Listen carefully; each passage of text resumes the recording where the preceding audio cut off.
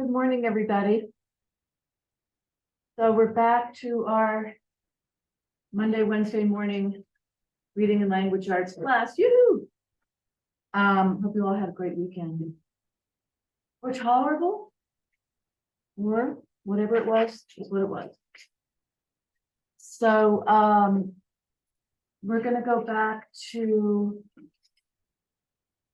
a topic that came up last week. Regarding a story that we read, The Red Convertible. And one of the characters served in Vietnam as a young man, quite young, and came back with a lot of stress and trouble and distress and restlessness, depression, and so forth.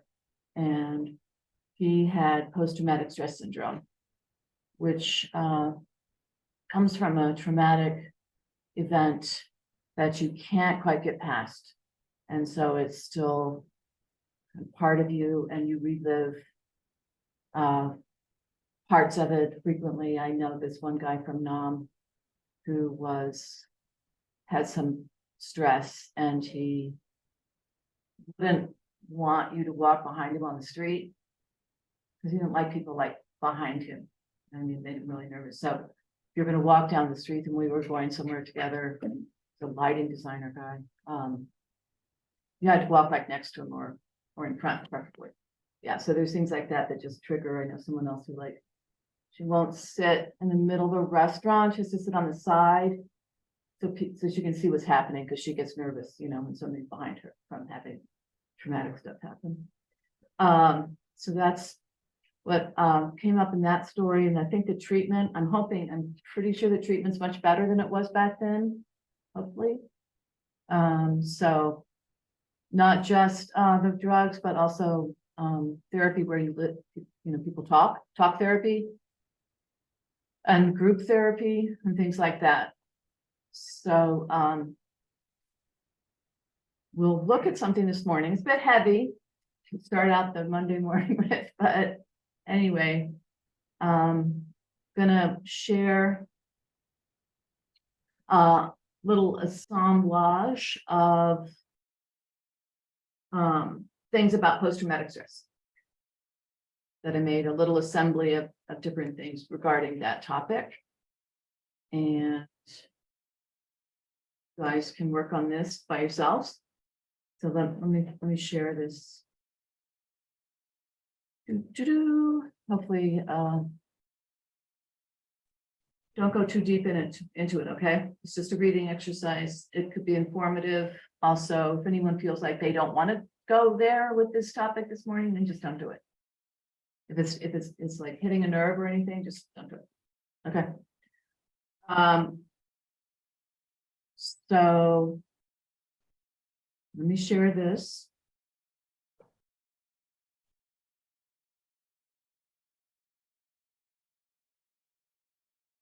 And you'll see, also put the link in the chat.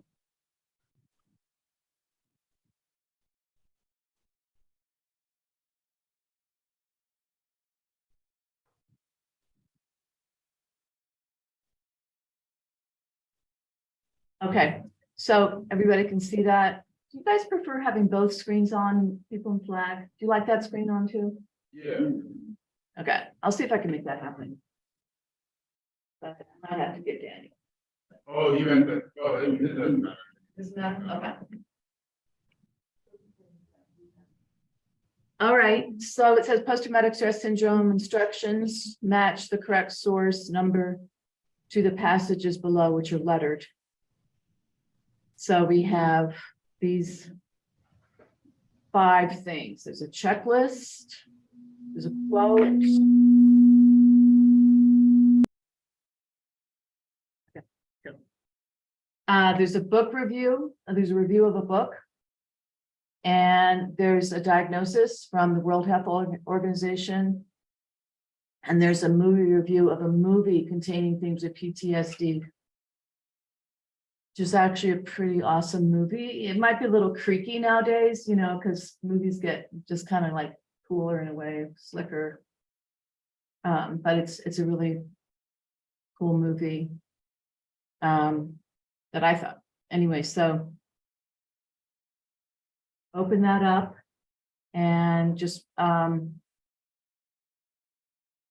read them and then decide which is which. And of course, whenever you're doing something like this, you can use like the process of elimination. So I usually like check off one if I've already found its source. I don't have to look at it again. Like I would check off one if I found that. Sometimes you have to change it, but usually you're like, okay, that just leaves 3 that I choose from. So that's, you know, make a little mark or just on a separate piece of paper, just write 1 through 5 and then. So, yeah. You can do, let's do, yeah, put on a separate piece of paper, put A through, what is it? E, and then put the number of the description next to it. So we can all just go over that together. All right. So you can do that for about 15-20 minutes or less. Not letting me on the. Meeting. See if it's not letting you on the Zoom Yeah, meeting. See if I can get you on there through my stuff. So to here.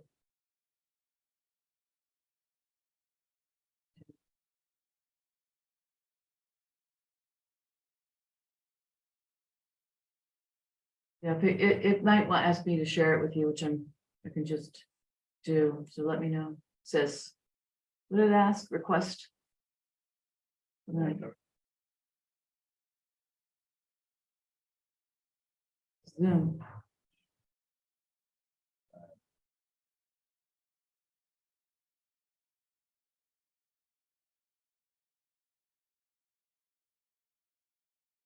That.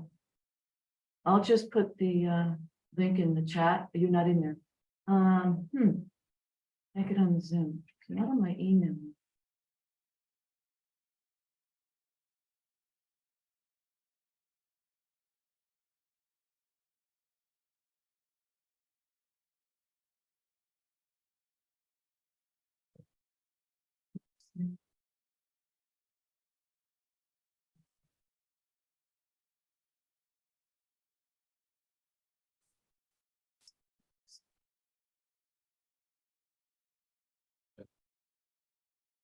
Like an actual, you have an actual. Zoom.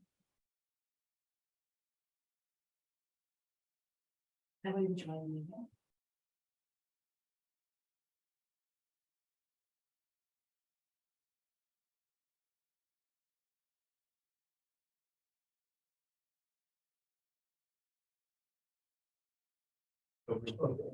The numbers on the page. Yeah, read them and decide which one the label goes, and then, I yeah, don't have editing access myself. separate sheet of paper, just Oh, do put, you know, A through E, Okay. just do it like that.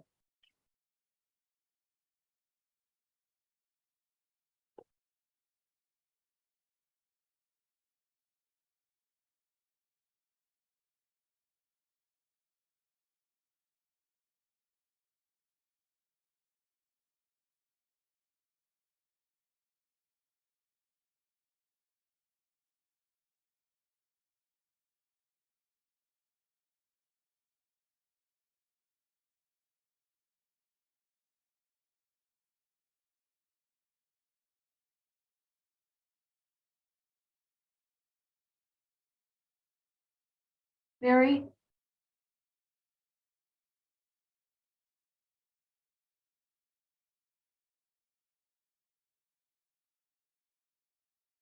Yes. Yeah. I Hi. have access to the ID for this Zoom meeting. Yeah, Could you put it in the chat? Oh, no, could you actually, yeah, put it in the chat. okay. I can't remember where those are hidden. It's right under the Zoom link on your class page, but I've got it, so I'll get it to you.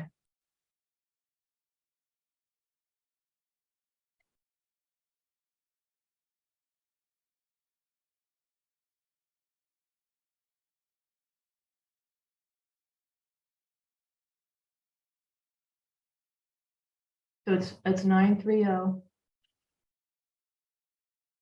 5079. 7563. There's a password. And then I sent the password to you in the chat too. Yeah. 768144.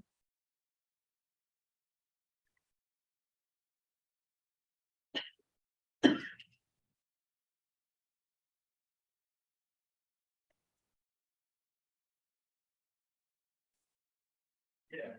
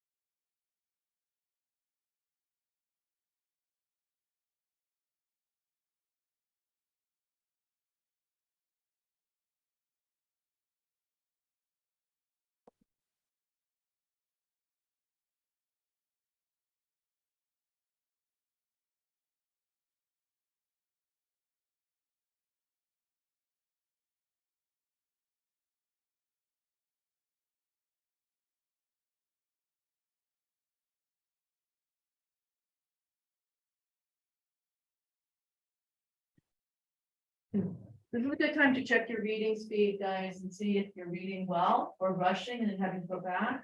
Or not reading well and you're not getting what you need to reading. So, read it in a good, nice, even way, read every word. Good.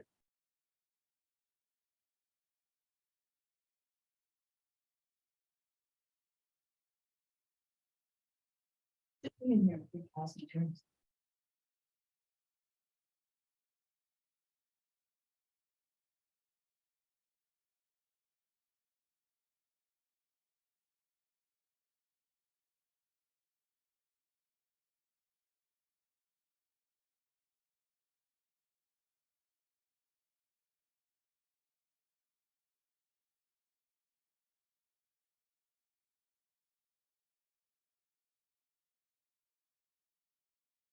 Yeah.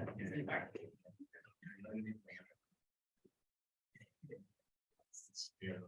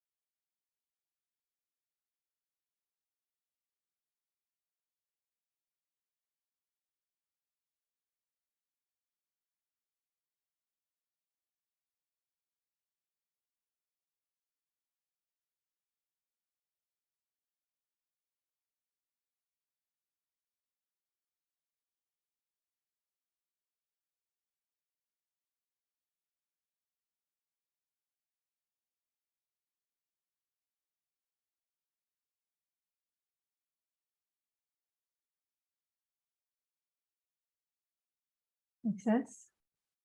Get a mess up? That's tired.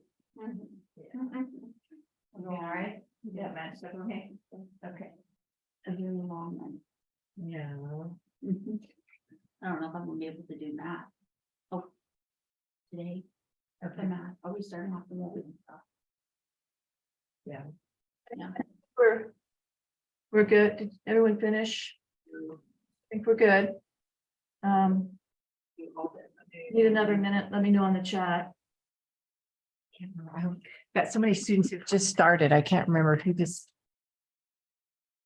Well, I don't have my laptop with me, I have everything signed up on my laptop. I know Wednesday, I think I was gonna do everything from Zoom. Okay. On Wednesday, but you're planning, that's right, but you're planning to Wednesdays? Mondays, Tuesdays, and Thursdays, Okay, in class. yeah. And then Wednesday Zoom. Mhm. Okay. So I'm here for language arts 4 in class then from 10 to 12. And then math starts from 1 to 3, which I don't know. Okay. But can I, if I do Zoom? Okay, we can always Zoom. Okay, so I would see everything that you're doing. Let's see exactly what's on here. Okay, cool. And then we're working out of the same package. Yeah. now. That's what, So we need to have the material. yeah, so that's what I was wanting. Okay. For some reason, I only had you down for Tuesday, Thursday math, but you're planning to do Monday, Wednesday Yeah. classes too. Mhm. Okay. Next week on Monday, I won't be here. I'm actually going out of town this weekend. So we can look at this. If you just got online, you can do this on your own.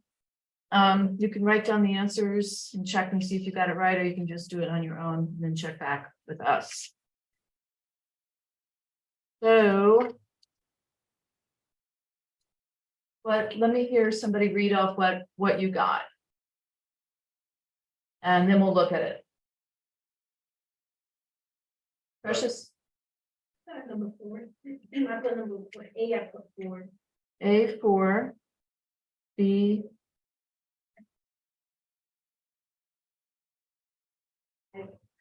And D, I put 2. I put 1. okay. I'll put that in the chat real quick.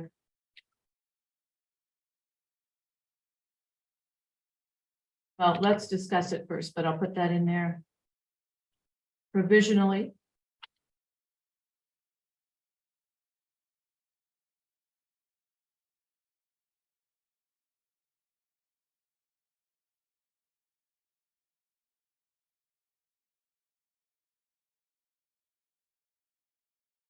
So did everybody get that? Yeah, that's right. A4, B3, C5, D2, and E1.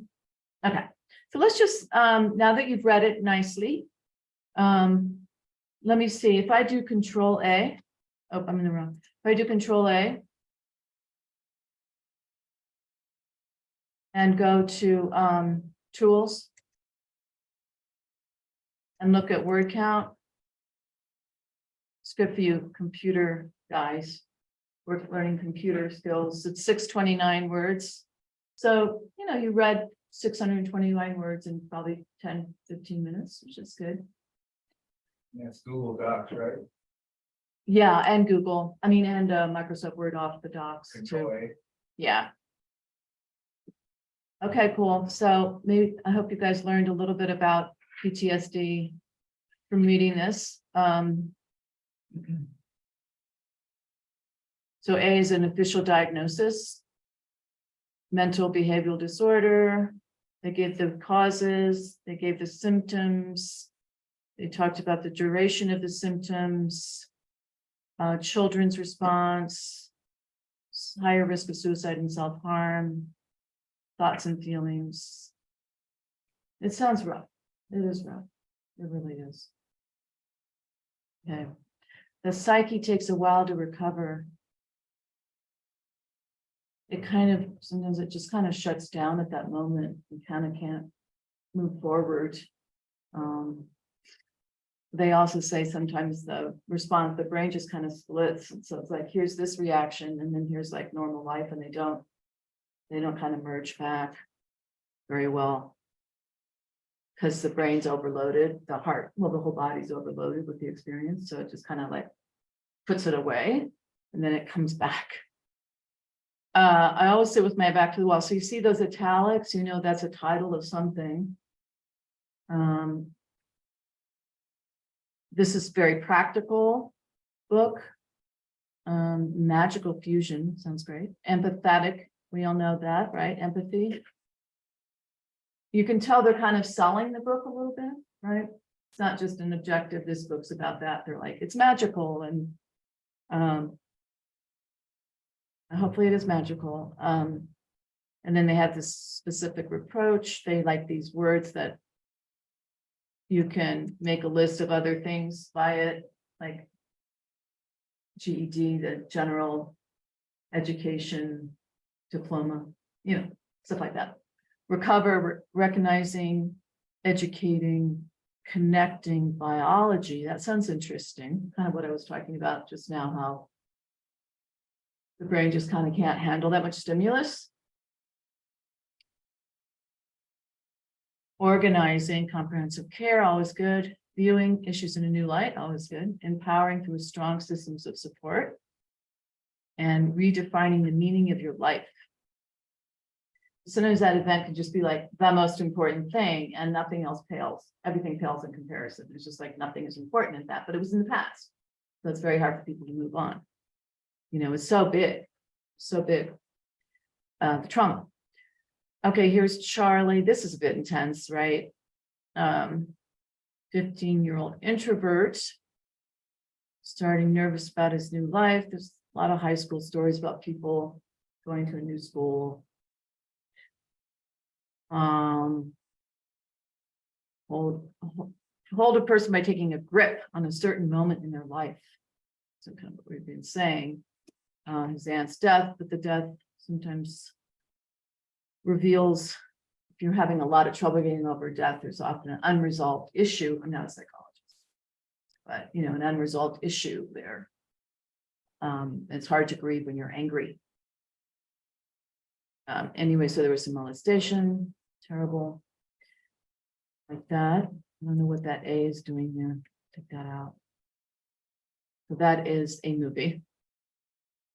The film. So that was pretty easy, right? Here's a quote, I've told my sons they are not under any circumstances to take part in massacres, and that the news of massacres of enemies is not to fill them with satisfaction or glee. I've also told them not to work for companies which make massacre machinery, and to express contempt for people who think we need machinery like that. This is Kurt Vonnegut, pretty awesome writer. It's actually from where I'm from. He's from Indiana. He went to high school with my aunt. I really love his work a lot. It's very, as you can see, the tone, which we talked about a couple of times, is, I wouldn't say sarcastic, but it's kind of like, you know, exaggerated and humorous in a kind of dark way. You know, massacres, of course, are sometimes part of war, especially in there's a lot of massacres of citizens. Yeah, it happens when people in wars kill citizens. It's not really supposed to do that. There are international laws about that. I mean, not part of our international law to kill bystanders and citizens, women and children and civilians. So Kurt Vonnegut happened to be in Dresden, Germany during World War II, when there was a bombing raid on Dresden by the Americans that devastated this like really old medieval city.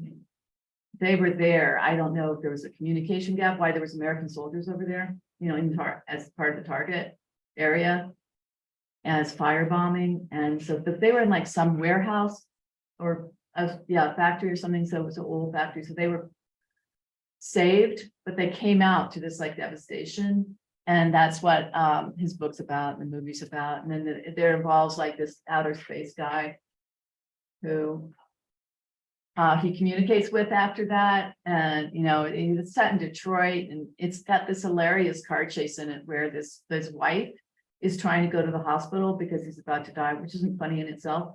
But the way that the car is this big old caddy back in the day, and she's Shelley Winters, a very funny actress, just like careening on sidewalks and, you know, going over like overpasses and like barely getting off and like driving into the hospital, crashing, you know, it's funny. You don't have a lot of car chase scenes with someone who's just like crazy. But anyway, that's a pretty interesting book and movie. Let me look up real quick what that is in What case. is that word for when, gets tried because of, like, yeah, like, in Demolition Man, where he was after Simon Phoenix, that criminal Simon Phoenix, and then like the guy John Spartan was the cop, and he like went and pursued him, but in the process, like all these people end up getting killed and these buildings damaged and on fire. What is the word for that? Collateral damage. Collateral damage? It's one more. It's one more word. Yeah, that's a good word. A terrible word though, because I it know. doesn't sound like people are hurt and suffering. It's just like damage. Casualty, the war. Yeah, something like that. Yeah, it's like something that happens on accident, but then John Spartan ended up getting charged too. But what is that a movie? Yeah, Demolition Man. Oh, Sure. They freeze criminals and they freeze them in cryostasis. And then they bring them back alive way years later. that sounds good. Yeah, like the police force, they have nothing to do ever because crime is like almost non-existent. It's funny to us. Demolition Man. I'm gonna check that out. Yeah, it's good. It has Sandra Bullock in it. Okay. Sylvester Stallone and Wesley Snipes, I believe. Oh, well. Yeah, I can't think of anything else besides collateral damage at the moment. We could that up.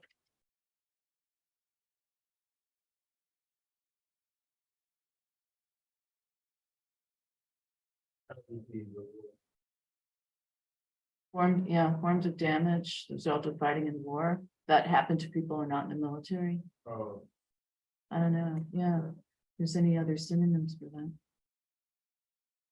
that? Casualty of the war. Casualties. Yeah. I guess it's pretty popular phrase.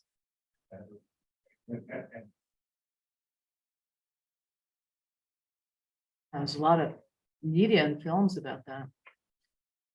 I think it's just the absurdity of that word is kind of like, everybody kind of knows this is it. That's like kind of an absurd word. To be like, these are people are injuring and dying, you're calling collateral damage, so dry. You know what I yeah, mean? It doesn't have any heart to it. And so I think film people picked up on that. We're like, let's make a movie about that crazy idea of collateral damage.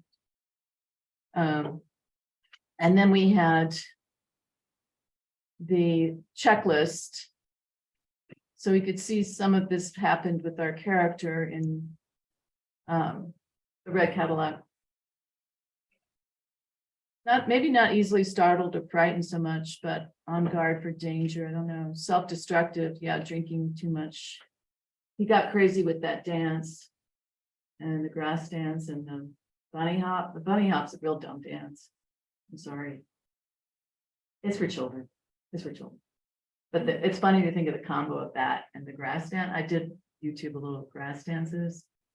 And it's kind of like down here, you know, like really low and like, and then the bunny hops, bump, bump, bump.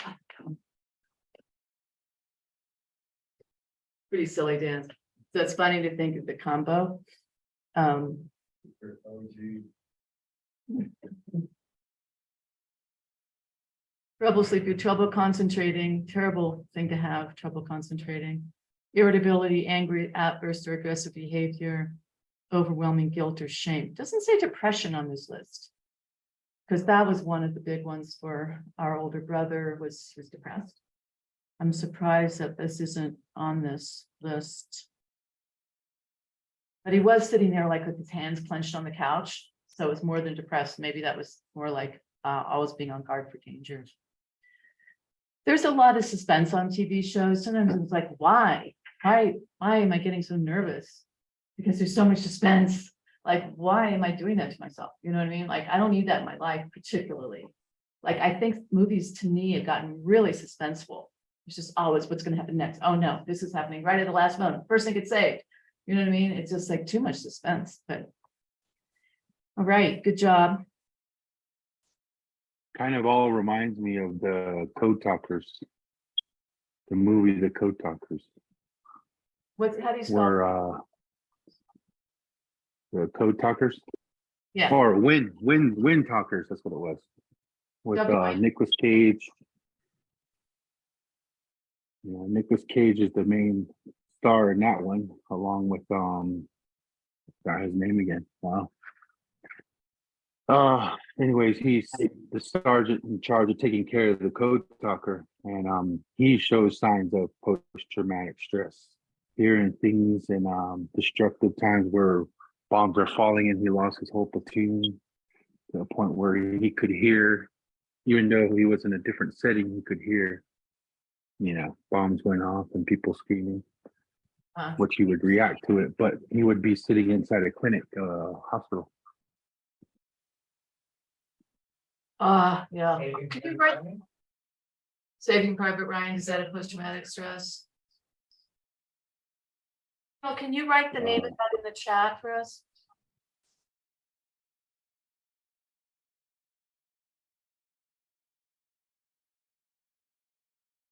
Beach. Beach, I've never seen that movie. Wind Talkers. Is it good? Yeah. Another one, Jacob's Ladder. Like, yeah, everything's in his head, so it's hard to know what's in his head and what's happening in the movie itself, you know. That's a good movie too. But you know, I'm old, so I've got old references. So Jacob's Ladder is probably like 60s, or maybe like it's old, but it's good. 2019, okay, it's not that. Couldn't be 2000, no, 1990, sorry, 1990, yeah, that's more like it. Okay. All right, so we're gonna go on to some poetry, and then we're gonna work on our 10 steps to reading college English.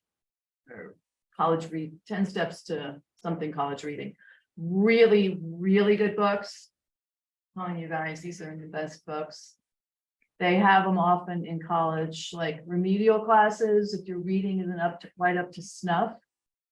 They'll just, I don't know if they do that in Arizona, but I've had it in New York City where they just put you in that class and they give you that book and you basically move through that book. And get them used. They're not, it's not a cheap book, it's a textbook, but we have a chapter here that Daniel kindly converted to a fillable PDF. So when we get to that point, you guys will download that. And then you can work on filling it without having to have an extra sheet of paper. So download it and put your initials at the end of the title. And work on it off the internet on your desktop. Okay, but let's look, we're going to do a little bit of poetry and then we'll go back to this poetry later. I have, let's see, should I share? You can see this in our list is 4 poems by Langston Hughes. Love this guy. So we talked about a lot of literature words, plot, setting, tone, characters, similes. Why do we have similes? Because we need to describe things by comparing them to other things. So, you know, someone will say like, I had a really difficult experience. And then getting my mom to go to the doctor, and then you'd be like, well, tell me more. And then you'd be like, it was like pulling teeth, which is kind of a good image. So who wants their teeth pulled? So, similes we had is using like or as. Now we're going to talk about metaphor. Now, you know that Facebook changed their name to Meta. Meta is a popular college word, sort of the upper level of looking at something. Like the abstract level of things, the meta is sort of the framework outside what you're actually looking at is meta. I think Facebook interconnects everybody so intricate, we don't even realize it. I know, it's scary to me. There's an option on there for what you want to do with your account in the event of your death. Oh my God. Did you guys hear that? Yeah, what you want to become of your account in the event of your death. Option on Facebook of what you want to do with your account in the event of your death. Yeah. Oh my God. All right. Whoa. So anyway, we're talking about metaphor here. I'll put that on this document here. Because there's some beautiful metaphors are similar to similes, but they don't have the like or as. It's just like this is this. Okay. This is this. This is what this is. It's not the actual object, but it is more or less it. The essence of it, okay, like the deeper part of it. We'll go quick and see what the diction. Well, we got a dictionary looker upper here. Did you look that up? Yeah, where would you? Metaphor.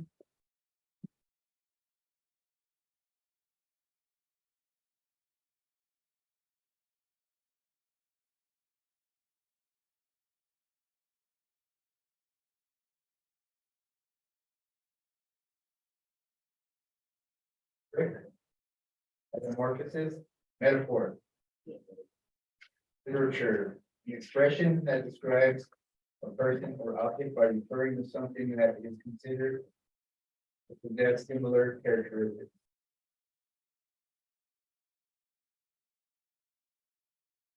What? An expression that describes a person or object by referring to something that is considered to possess similar characteristics. Part of stone, the metaphor. I'll read this one. Okay, hang on. It says, a figure of speech in which a word or phrase meaning one kind of object or idea is used in place of another to suggest a. Down. Okay, hang on. What was yours coming from? Cambridge Academic Content Dictionary. I'll just put Cambridge Dictionary. Cambridge Dictionary. There's a lot of them, I imagine. And what was the other one? One is the web. What did it say?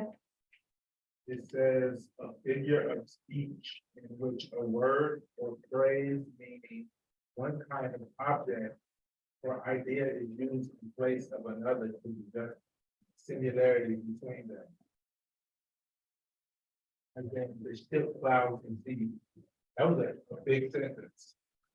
And that by me again. Okay. That a figure of speech in which a word or phrase meaning one kind of object or idea is used in place of another to suggest a similarity between them. Figure of speech in which a word or phrase meaning. It's weird because like it says phrase meaning is like almost like one word. Okay, Real sentence. so I like, well, which one do you like better? Metaphor, an expression that describes a person or object by referring to something that is considered to possess similar characteristics. Figure of speech in which a word or phrase meaning one kind of object or idea is used in the place of another to suggest a similarity between them. I like the first one, that to me, the rest, the second one seems kind of bulky. Yeah. They're both good, so it's a comparison, right? It's a comparison. It's an expression that is a comparison. Like a simile. Sometimes we don't know how to describe something, we have to use something that's different, but that's similar to describe it. Okay, so here is a poem. Mother to son. Old. Oh, it was Langston Hughes's, the first part of the last century he wrote. Who wants to read it?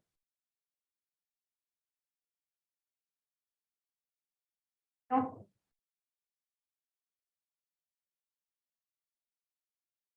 Kiana, could you read for us? She doesn't like to read. Okay, Precious will, but Kiana will read later.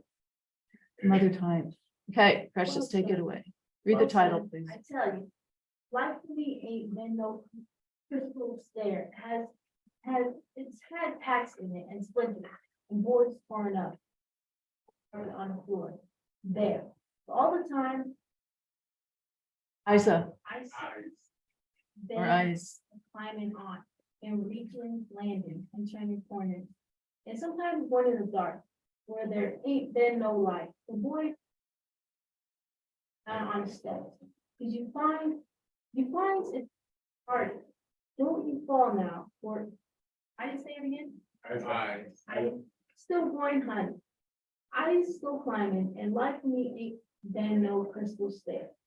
Thank you, cool. I think it's Isa. Isa still, because it's a better rhythm. Isa still been climbing. I's still been climbing. All right, it's I's. Still going. We have a Chicagoan who's gonna tell us, right? Yeah, I'm still fine. I's still climbing. Yeah. Good job, Precious.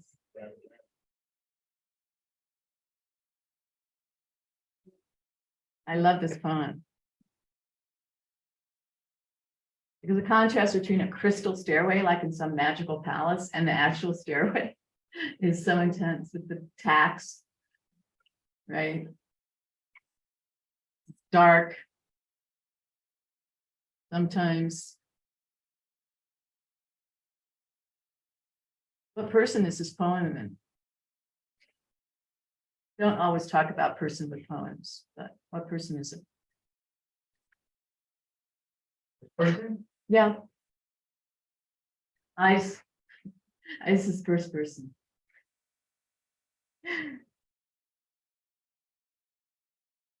So what's the metaphor? What to what? What two things are being compared? He ain't been no crystal stair. There you have it. Life and a stairway, just. Stairway to heaven. That's a little different. That song. But that's a common metaphor to say life is like a stairs. You're climbing, trying to get somewhere, trying to accomplish something. But this is advice. Oh my God, it's not even dark. It's where there ain't been no light. That's dark. Let's see.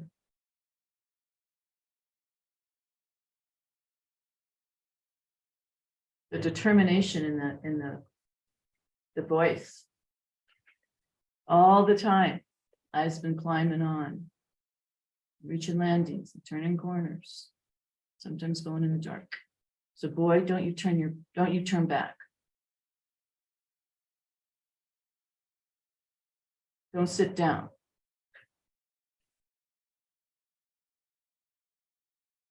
Don't fall. Life for me ain't been no crystal stair.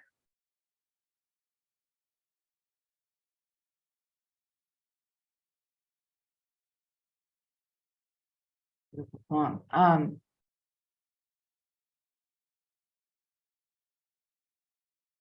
Yeah, I mean, you can imagine different things are happening in life where it got really dark. They share every sort of thing. Maybe, boards torn up, this, I don't know. I rented this apartment once and she had the bathroom boards were torn up. And you'd literally see a rat like poke its head out. It was unbelievable. Horrible. But this could represent like a apartment when the landlord didn't keep up, or bad conditions, or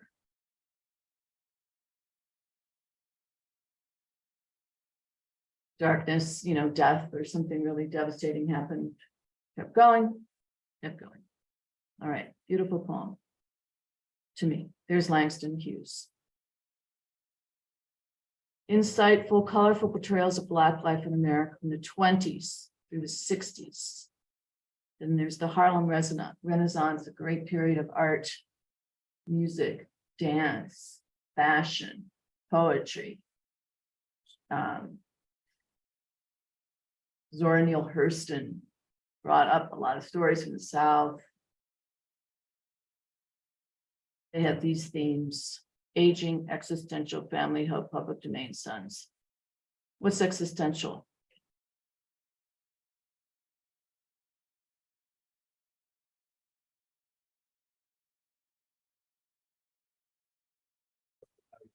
I'm sorry. I think it would be. It does have that X. But it also has that word exist. Which is, why does that have an X? Yeah, that's a philosophical word. Meaning just thinking about your basic existence.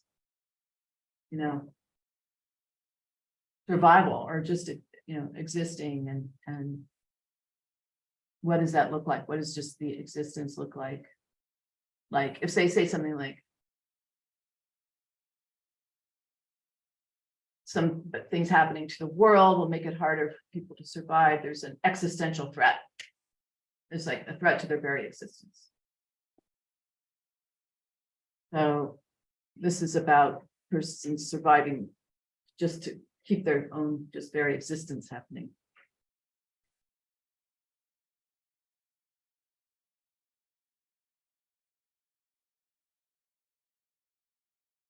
And I wonder how autobiographical and personal it is or not, Beautiful poem, I think. I love it. And It has a very strong metaphor in it, right? Crystal stair representing life, the journey of life, the progression of life, the climb, struggle. Here's another one by Langston Hughes. How do I get rid of this menu, guys?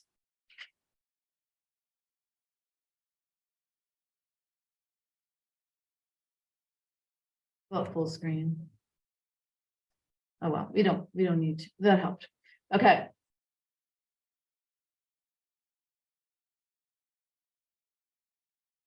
How do you offer to read? Yeah. So this is, life is fine. I went down to the river. I sat down on a bank. I tried to think, but couldn't. So I jumped in and sank. I came up once and hollered. I came up twice and cried. If that water hadn't been so cold, I might have sunk and died. But it was cold in that water. It was cold. I took the elevator 16 floors above the ground. I thought about my baby and thought I would jump down. I stood there and I hollered. I stood there and I cried. If it hadn't been so high, I might have jumped and died.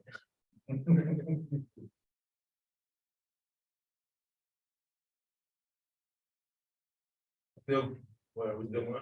Oh. But it was hot, but it was high up there. It was high. So since I'm still here living, I guess I will live on. I could have died for love, but for living, I was born. Though you may hear me holler, and you may see me cry, I'll be dodged, Dogged. or I'll be dogged, sweet baby, if you're gonna see me.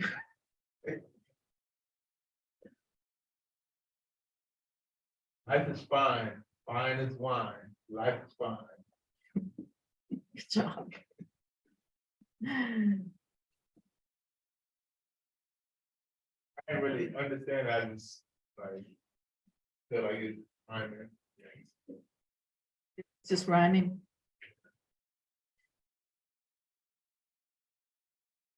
It's about to die. Is that all for love? It's hard to say. At the bottom, he says, you could have died for love, but for living, I was born. So these groups of lines or stanzas, that's a good word to remember for GED stuff. So if they say the third stanza for a question, they would be like, well, with this one, it has these funny little inserts, but it was cold in that water. It was cold. So technically the third stanza would be, I took the elevator. So and it's in verse. Verse means, verse doesn't have to rhyme, but it can or cannot, but it's not prose, it's not sentences, right? It doesn't have a subject and a verb, doesn't follow the same rules as sentences, normal sentence in what they call prose. Prose is regular writing. So those are two good words to remember, stanza and prose. This is not prose, this is poetic language.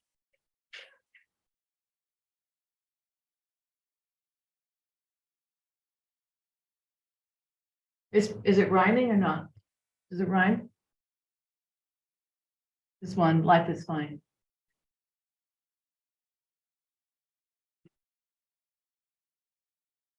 Bank, sank, I cried, died, elevator. Well, that doesn't rhyme. I took the elevator 16 floors above the ground, thought about my baby and thought I would jump and drown. Those two rhyme, drowned and drown. Cried and died. So yeah, but poetry doesn't have to rhyme, especially modern poetry. Doesn't always rhyme. Okay, and so we have stanzas, and also you see they break up the line so that it has a rhythm. So when you read it, like you did, you guys both did, you pause a little bit at the end of the line, Because that's why they broke it up like that, so it had that good rhythm, whatever rhythm they wanted. I went down to the river, I sat down on the bank. I tried to think but couldn't, so I jumped in and sank. So you read it like that, you don't like go through the lines, you pause at the end of the line. That's part of poetry. And that just makes the reader focus on different stuff when the line stops. You know, it wouldn't be like, I went down to the river, sat down on the bank. I tried to think, but I couldn't, so I jumped in and sank. It's not as good as I went down to the river. I sat down on the bank. I tried to think, but couldn't. So I jumped in and sank. Came up twice and cried.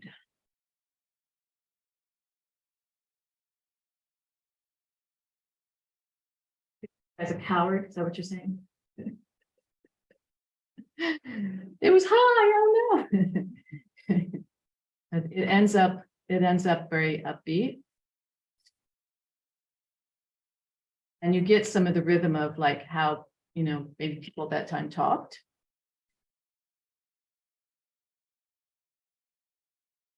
We don't say hollered too much, do we? Hollered, I don't think I've ever said, it. Maybe Yeah, I hear people say, you, I hear people say all the time. You do? okay. So it's still in the, what they call lexicon, it's still there. I holler. Isn't there famous rock song with holler in it?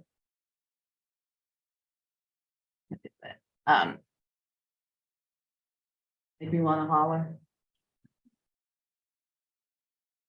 All right, any questions about this? It's not, you know, it's not too deep. I mean, it's deep maybe, but it's not too tricky. Because some people think poetry is just all tricky. Sometimes the metaphors in poetry get a bit much.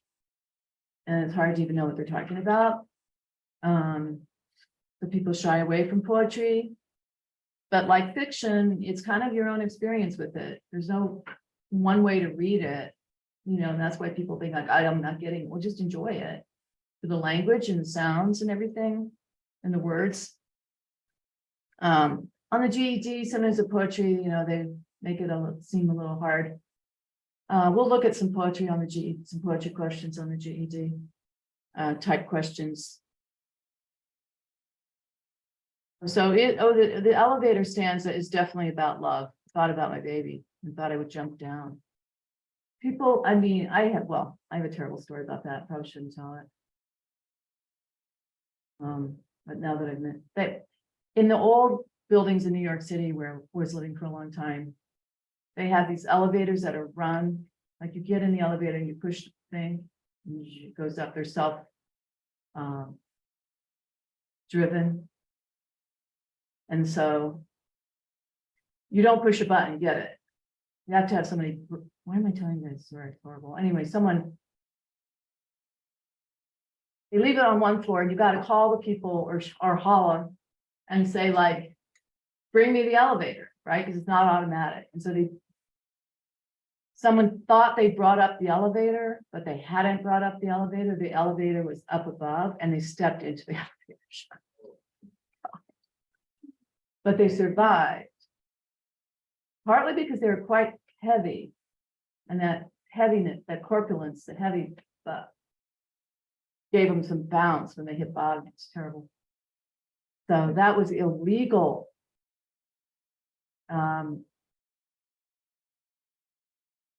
You really weren't supposed to have an elevator like that anymore.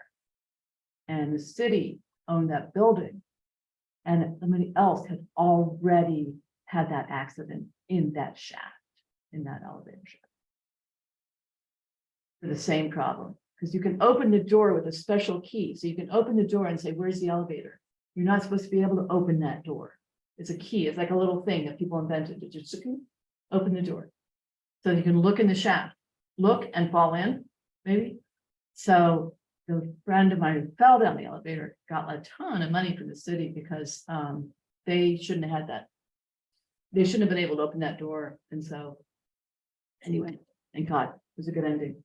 But it wasn't about love. It was just drunk carelessness in a very old building. So he was drunk before he fell down the. They had been drinking a bit.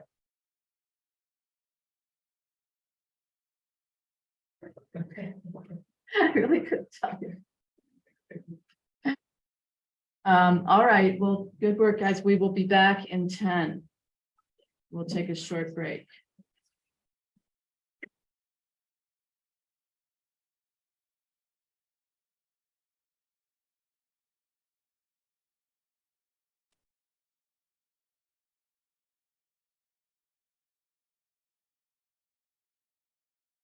Okay. So, You know, like, you know, when they have lofts, they just open right into this giant room. Yeah. There's a key, there's a hole where you can put the little lever and open it. You're not supposed to be able to. Like, go down and. Either call the person on the other floors or you go down. And there's this little thing, you can see what floor it's on. Then you run up the stairs to get it. Or you like buzz, but they don't have buzzers on each floor. Yeah, it's those old buildings. I think it was 4, but there's a basement there. So whenever she fell asleep after, there was a woman. She fell asleep, she would be falling. That talk about post-traumatic stress. She would be, when she fell asleep, she'd, fall asleep. She'd be falling down that elevator shaft for months. And it was, yeah, very scary.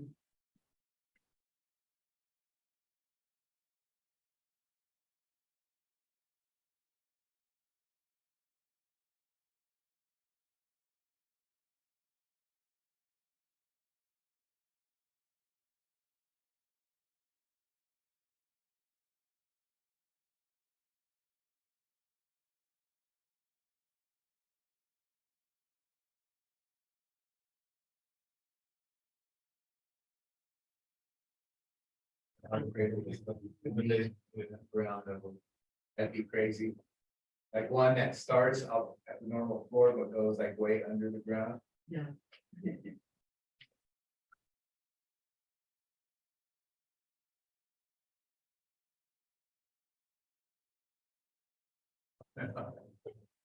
Not this really makes sense.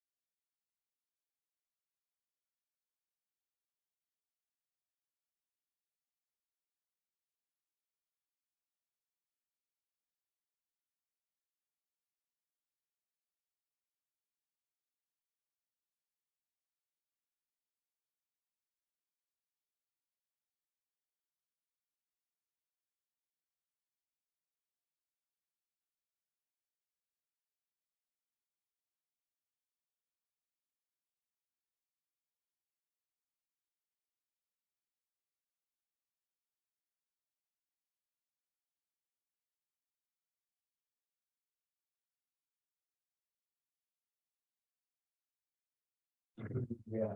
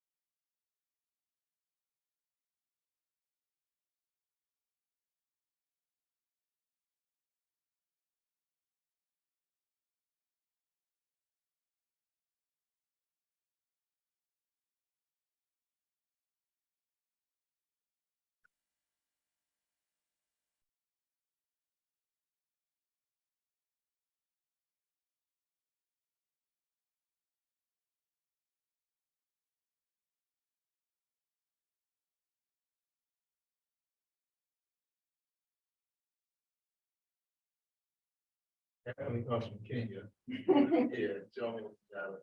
But like, how my mom got me. Or just from the, area, like,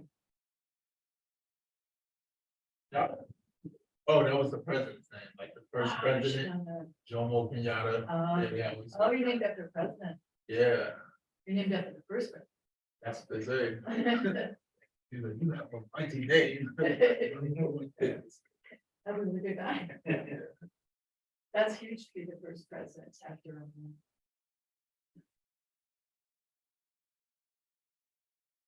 I never like looked it up. Yeah. My daughter named, I named her Kenya. Oh, you did, Yeah. with an E? Wait, Oh, that's great. That.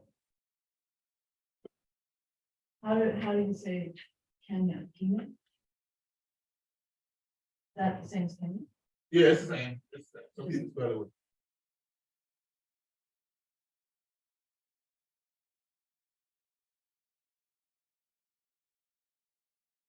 All right, we're back and we're gonna look at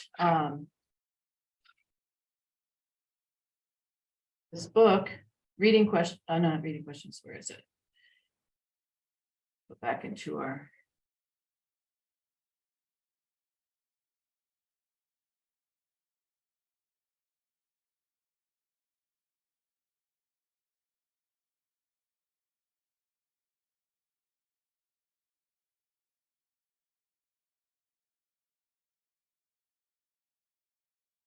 Class materials, which are piling up. It's all right. So we're gonna look at supporting details, 10 steps to advancing college reading. And let's open that up. And let's see if we can get that downloaded on your computers. Or if you're fancy, you can put it on your own Google Drive.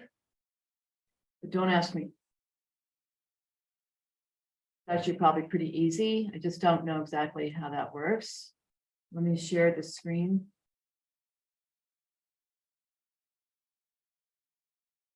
Oh, I gotta open this up. So it's a bit down on the list of our class materials, and you go into another folder and you gotta look for it. Now, this is a PDF. So opening with Google Docs won't help us much, but using the download, this guy will bring it down to where you want it. I'll try it on this computer. Okay, download it. I'm gonna open it.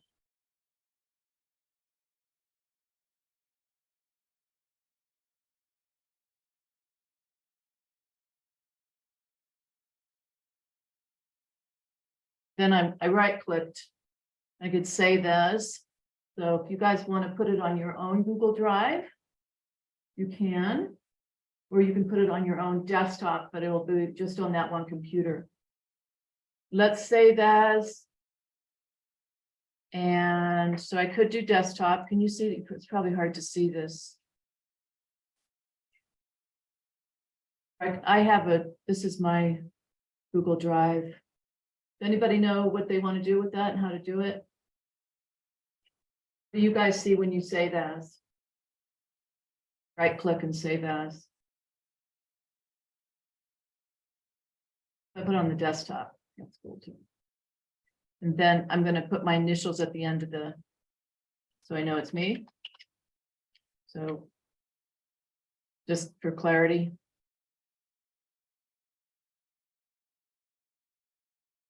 Does anyone ever put anything on their drive, their Google Drive?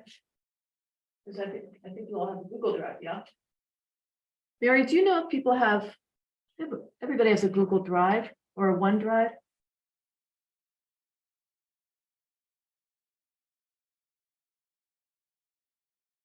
When you go into my CC, Yes, if you went to my CCC, you should see their email, a link for their email, and you should see Google Drive. So I assume they have a Google Drive. yeah, Obviously, I don't have a student account, but if you can open my CCC,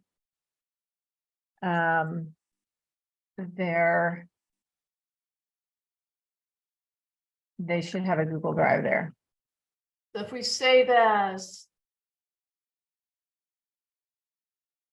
it might be OneDrive. I'm getting on right now and looking. Ours might look a little different. I don't know. It's Google Drive. Oh, yeah, it's possible. On my CCC, where you launch Canvas, next to Canvas is Gmail, and every student has their own Gmail account.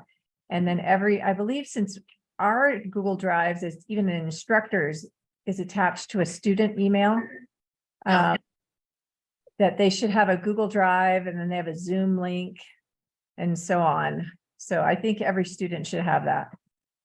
How to say it there.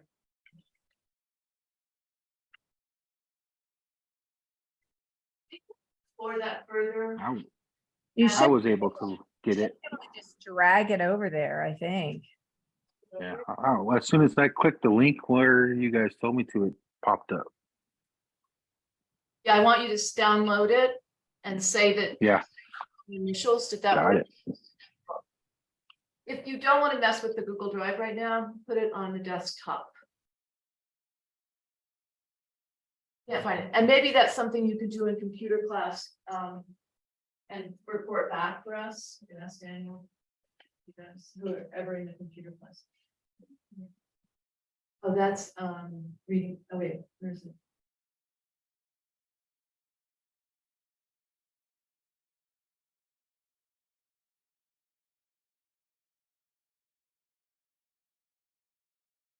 Oh, it should say,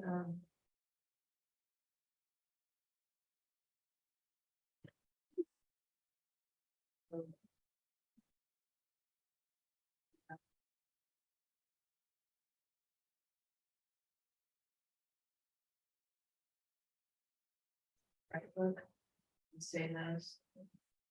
Put it on just. You know. Okay, all right, let's take a look. 10 steps in supporting. 10 steps of college reading, supporting detail, chapter 3. And you can, hopefully we can fill this in. It's fillable. And then you'll have it as a reference. And we're going to get more chapters up here too from that excellent book.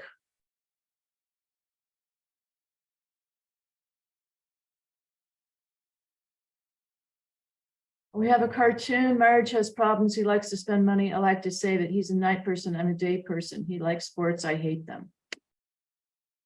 Marriage counselor. Okay, that's negative.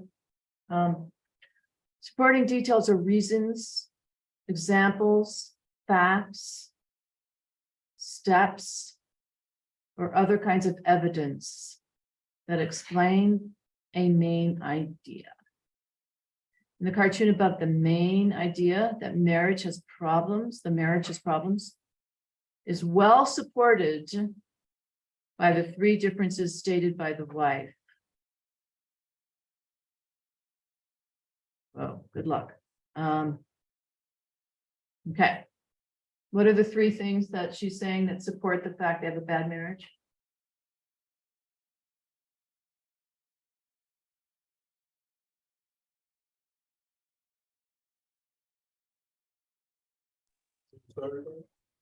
Just read the cartoon. Yeah, Was- he likes to spend the money and I like to save it. 1. He's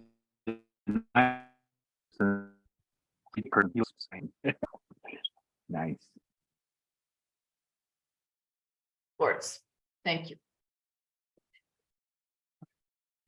Here's another one.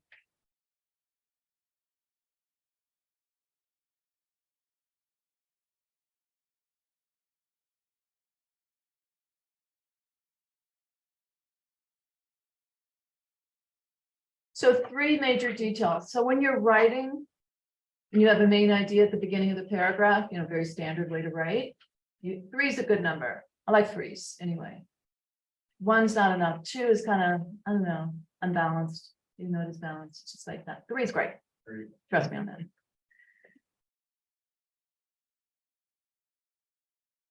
So if you're doing a GED essay and you have a main idea and then you want to support it in each paragraph, has its topic, sentence, main idea, you do 3, boom, bang, bang.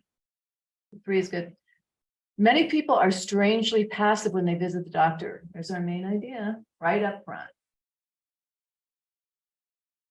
First is also good. We know now where this first one that makes it easy. First of all, they often fail to provide the doctor with complete information about their medical problem. They barely describe their symptoms, believing that a skilled doctor, like a master car mechanic, will somehow and easily be able to diagnose what's wrong with them.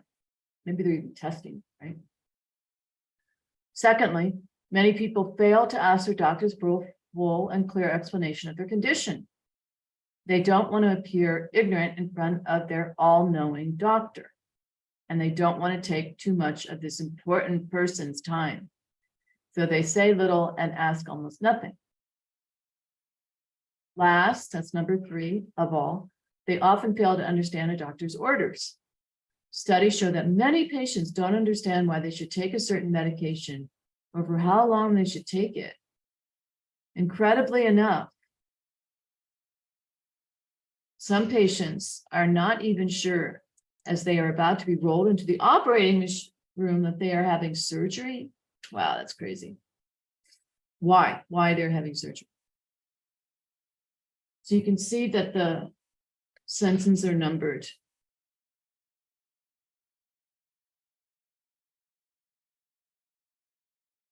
They have the 3 major details. 1, they give an explanation here. Patients fail to provide enough information. Then they kind of explain that, why they do that. 2, get a full explanation of their problem.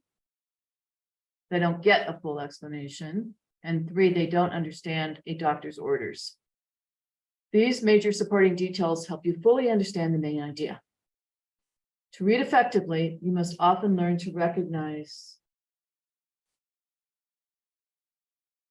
main ideas and the details that support those ideas. So this breaks it down into major and minor details. We did see that already. We saw that they don't want to bug the doctor. They don't want to ask the doctor. And then they said, why? Because they don't want to appear ignorant. That's like the minor supporting detail. Or what else did they say? Didn't want to appear ignorant. What else?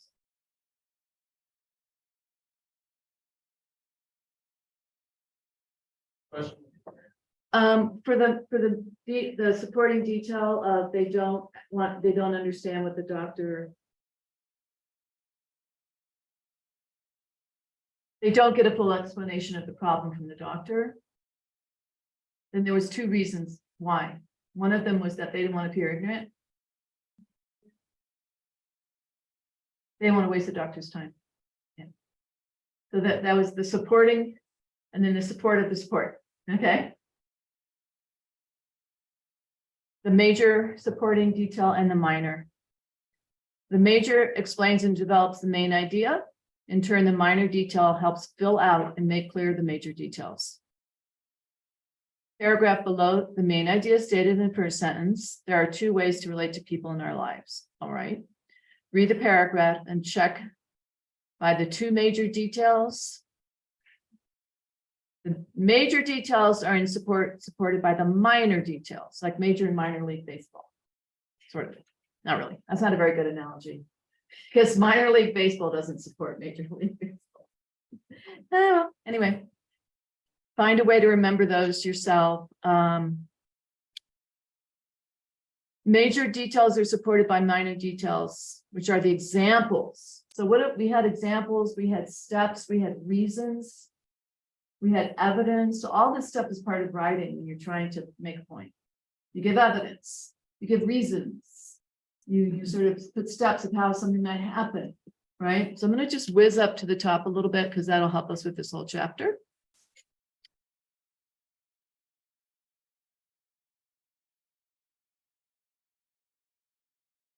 Reasons, facts, steps, or other evidence. Reason, examples, facts, steps, or other kinds of evidence.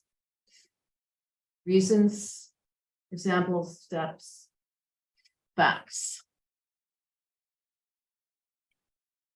Okay, I mean, this stuff is fairly intuitive, but when you're reading, you can actually like sort of take note of the main idea and then see how it's supported is actually makes you a better reader, which is why we're doing this. So they want you to do this one again together. Who wants to read? Jason? Sure. The paragraph on 104. Yeah.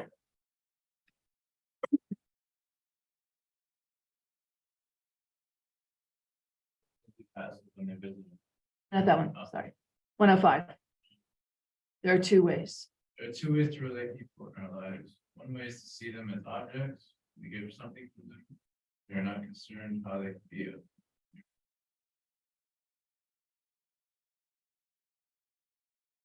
Sells us items. It's on us in restaurants or even teachers in class. Are taking. Second way we can see people is as subjects, letting ourselves be aware that they have feelings just as we do. A story about a British woman who was expecting important guests for tea one afternoon. She looked out for her front porch after lunch and was horrified to see that her gardener had not shown up for work. He arrived, she tore into him, you know who was coming here now.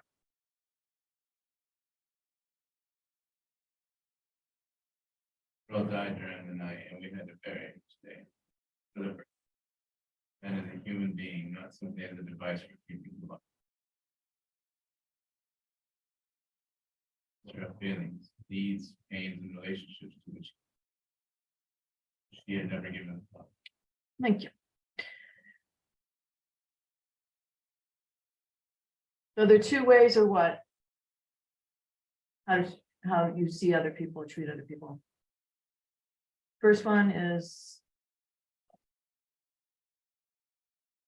as an object, Subject. as an and the second one is as a subject.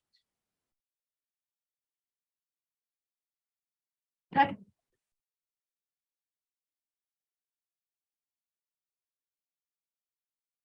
See them as objects. Like bots or something, you don't really hear you. I don't know. Do we see people as objects? I guess so. We treat them as objects more. As subjects, having their own feelings, needs, pains, and relationships. Okay.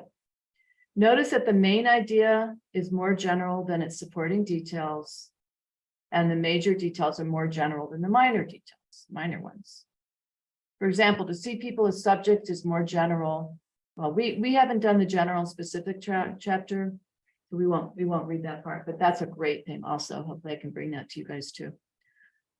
The purpose of the rest of this paragraph is to sharpen your sense of the relationships between the main ideas and their major and minor supporting details. You will practice 3 note-taking techniques. Outlining. All right. And nobody likes to outline. Well, maybe a few people do.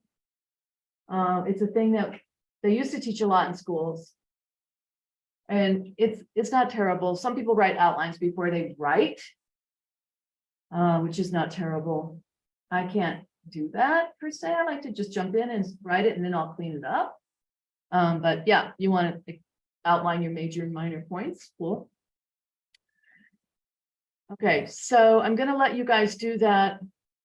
Now, if you want to, does anyone want me to print them a copy? Would that be convenient? Just 2 people? Sure. 3 people. It's not going to be in color. Make it a little easier. But you should be able to fill this in. It's a fillable PDF. So all you're doing for this one is that sentence. There's something with the bullies. Oh, I'm sorry. You have to read the bullies paragraph. Okay. So read the bullies paragraph and then outline it.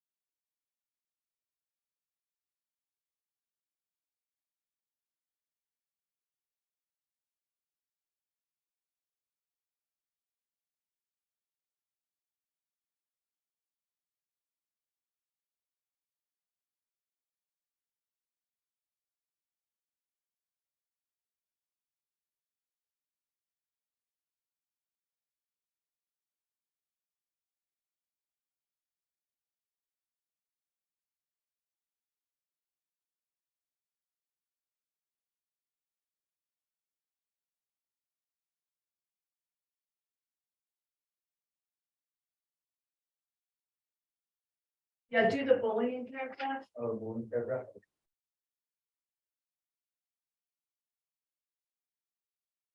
Okay, so we're working on the bullying paragraph. On page 106.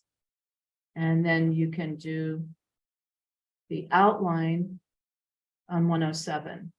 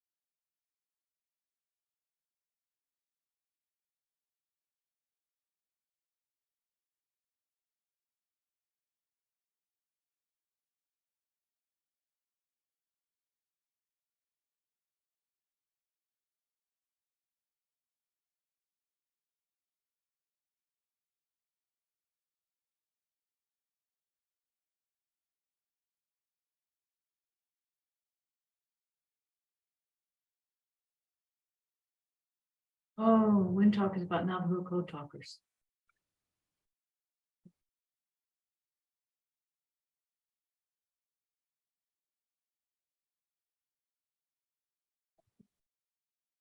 Think like,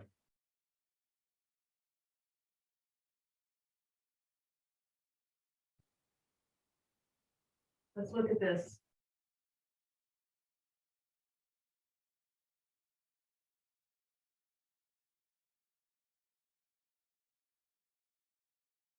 I'm gonna read it real fast. School bullies have been around as long as there have been schools. Oh, Main idea. No, is that the main idea? Maybe not. Is it about how long they've been around? No. Studies reveal several reasons why some of the children become bullies. That's the main idea. Then we have our supporting detail. Research shows that a certain combination of size and personality be one factor. Bigger, more aggressive children are more likely to dominate smaller, quieter peers. Well, yeah, they're aggressive, they're bullies, so anyway. Okay, dominate their smaller, quieter peers. Another factor linked to bullying is overexposure to violent TV programs. By the time the average American child is 10 years old, he has watched thousands of acts of violence, including assault and murder. Such exposure can lead to aggression and violence. Finally, exposure to real violence is a factor in bullying. Studies indicate that victims of bullies often turn into bullies themselves. Whether abused by family members or tormented by other kids, bullies typically learn their behavior from others. Look closely into the eyes of a bully, and you may be looking into the eyes of a former victim. Okay, so by the way, this chapter is endless, but by the time you get done, you'll just be such an expert at this because they give you tons of like exam tests at the end, not tests, but opportunities to repeat this kind of thing. Studies reveal why some children become bullies. Major detail, certain combination of size and personalities, bigger, more aggressive children may dominate their smaller, quieter peers. What's the second major detail? Exposure to violence. Okay, let's give that a subject. Children have overexposure to violent TV programs. Did you rephrase that yourself or did you just copy what they have? Oh, that's probably what they had. That's good. You can do either one. Okay, overexposure to violent TV programs, and then what was the minor detail on that? CEO watched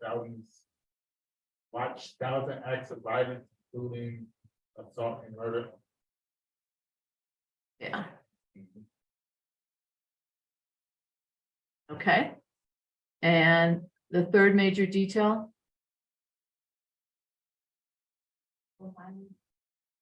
Mhm.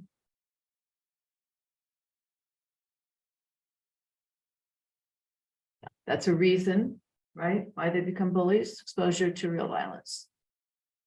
And then they supported that with kids can be abused by family members or bullied by other kids, often become bullies. All right. Okay. Let's look at this outlining tips.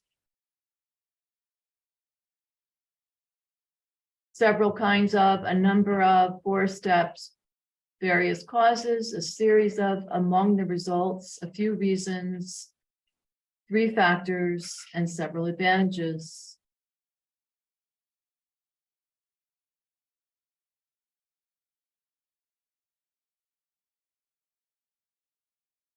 So here are the 2 main ideas we've looked at already. They have reasons and ways. Tell us a list of major detail is coming. You may not always be given such helpful signs. For example, there are no list words. Those were list words in this paragraph with this main idea. Though fun to watch, chimpanzees should not be kept as pets. But you know they're going to say why. They're going to give you reasons or examples, right?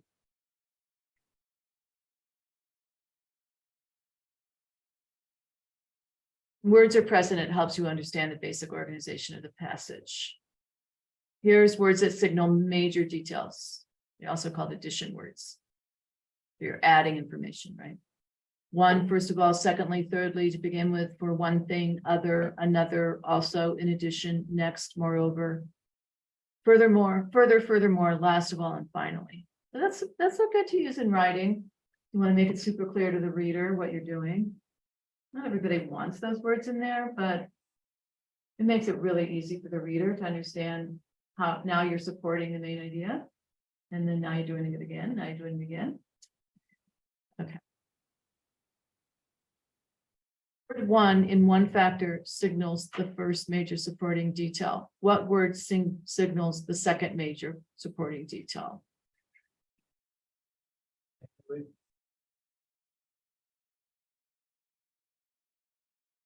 Okay. Good.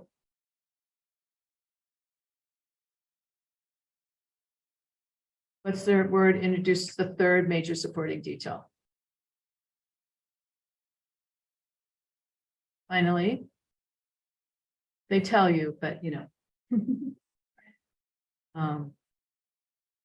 And the section relating to people, what word introduces the first major detail?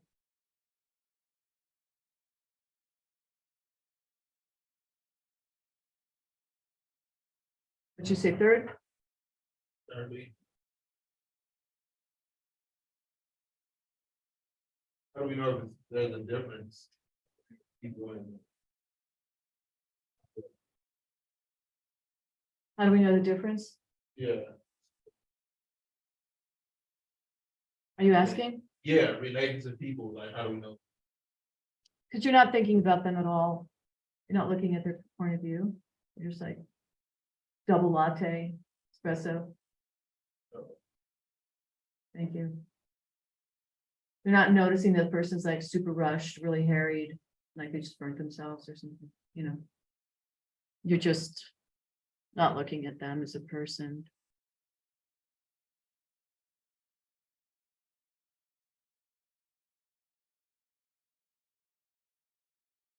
So this paragraph only has two major supporting details. One way and the second way.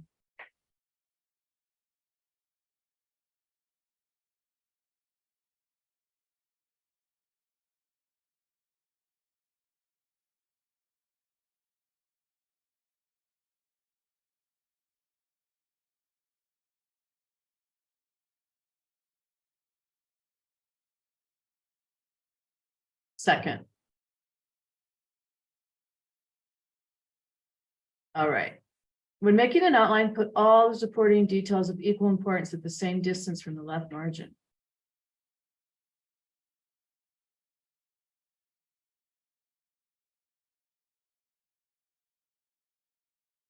Yeah, that's how you do it.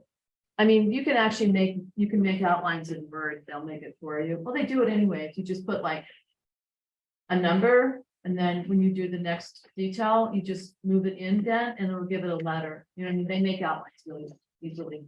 Probably won't be writing them out ourselves. All right. So I'm gonna give you guys another practice. So do page 110 and 111, okay? And if you're done, you can go. If you want to wait, find out what was right. Okay.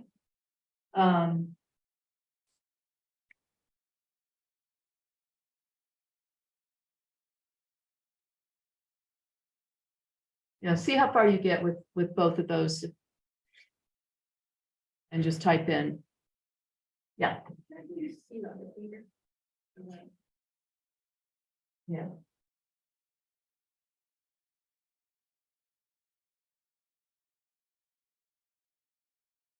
I'll bring those copies in for you guys.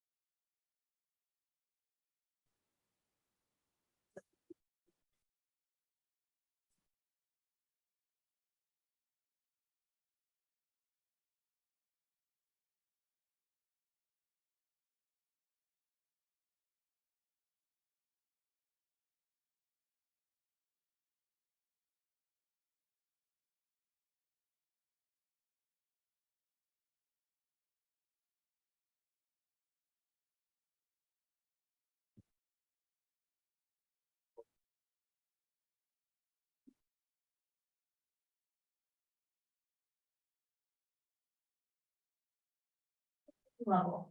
Fine, right?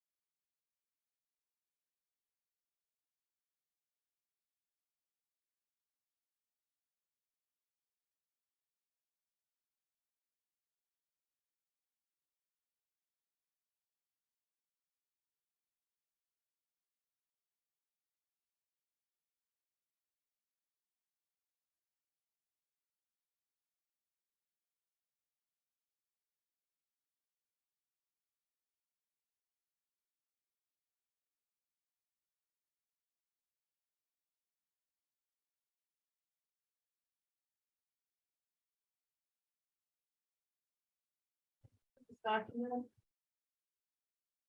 That's fine, at home. We keep plugging away, and it's not gonna, we're gonna mix it up with other. Um.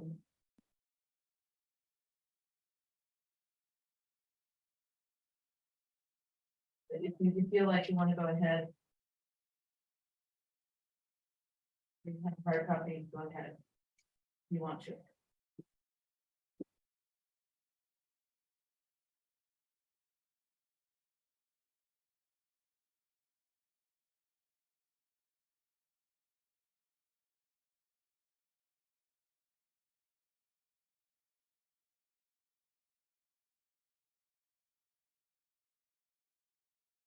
Peter, you more?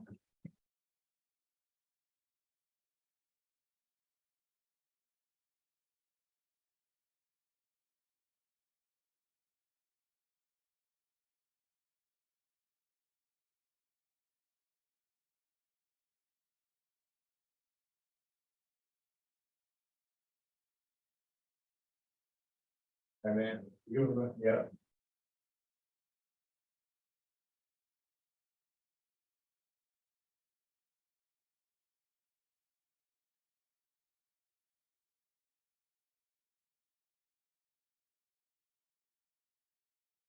Go over that again in class, Yeah, we'll go over it in class. okay. So I'll really do it, I mean, I'll read it anyways. So I'll really put my mind to it. Are you happy with doing work in class? Any homework? Yeah.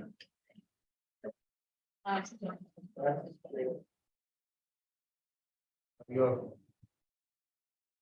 Adios, amigo.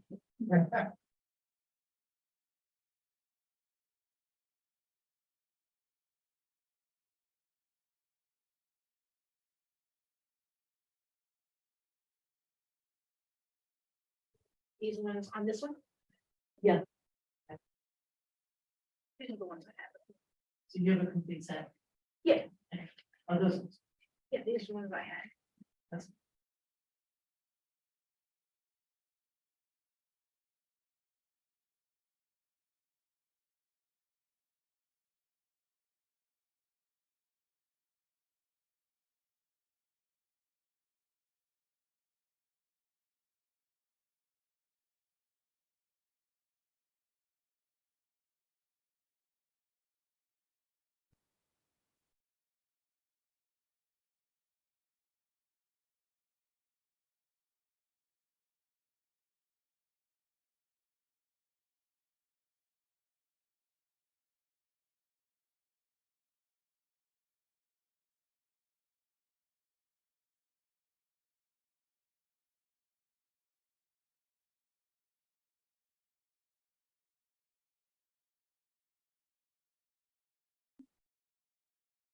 Have a good one. You too.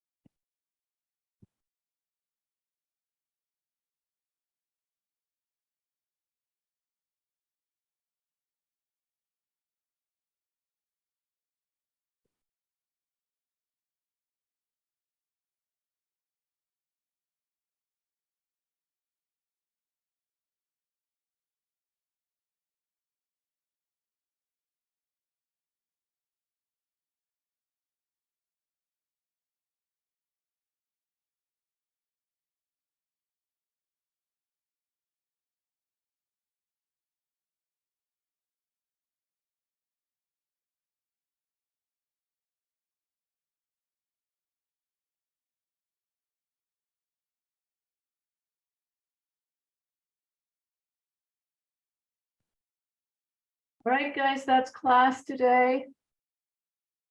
We will see you next class on Wednesday. Anybody have any questions? Let me know.